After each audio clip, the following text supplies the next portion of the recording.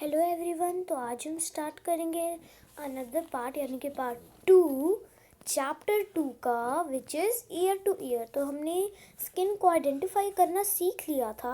हम इस पेज तक पहुंच गए थे लगभग।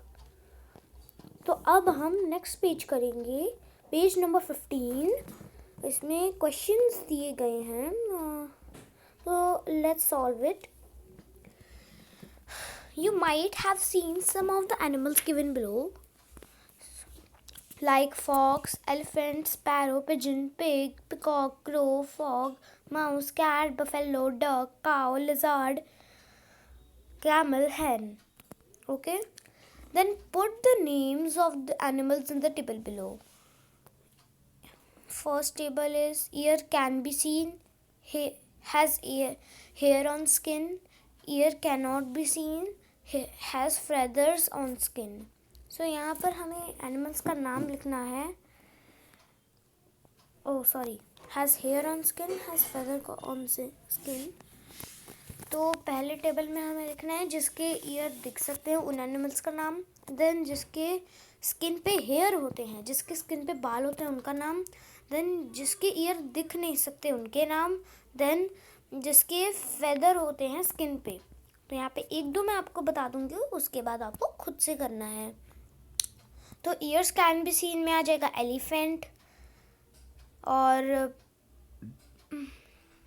एक एक करके बता रही हूँ। ईयर्स कैन बी सीन में आ जाएगा elephant, cat, buffalo and has hair on skin. उसमें भी आपको खुद से करना है।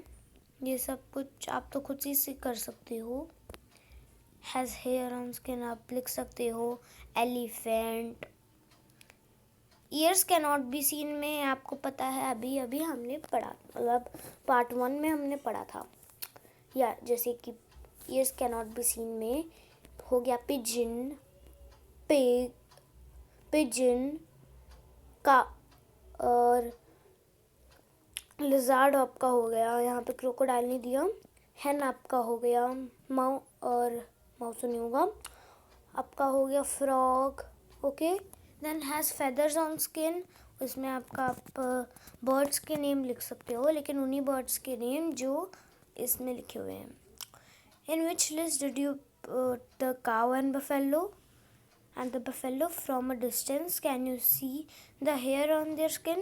Try to go near one of them. Could you see the hair? तो यहाँ पे कुछ क्वेश्चन है, इसी टेबल से आई थिंक रिलेटेड है। तो चलो नेक्स्ट पे चलते हैं, which is page number 16. Can you tell of the animals mentioned in the list lay eggs? Find out and write the names of these animals in the green box. Which of the animals in the list give birth to babies? Write their name in red box. अब देखिए यहाँ पर हमें बताया जा रहा है कि ऐसे मतलब दो तरह के होते हैं। कुछ एनिमल्स तो मतलब एनिमल्स हमें मतलब एनिमल ऐसे बेबीज ऐसे ग्रो करते हैं, अंडे नहीं देते। एनिमल्स ऐसे बेबी ग्रो करते हैं, बर्थ टू बेबीज़। और जो बर्ड्स होते हैं उनका पहले एग निकलता है, फिर निकालते हुआ एग, देन वो उसमें हैच जब हो जाता है एग, तो उसमें से तब बर्ड्स निकलते हैं। तो ये आपको ये जो लिस्ट ऊपर दी गई है ना, ये जो अभी हमने डिस्कस किया है, उसी लिस्ट में से आपको लिखना है। अब आपको पता है कि किसका वो है। So now look again at the table on the previous page. Draw a line under the name of animals whose name are in the green box.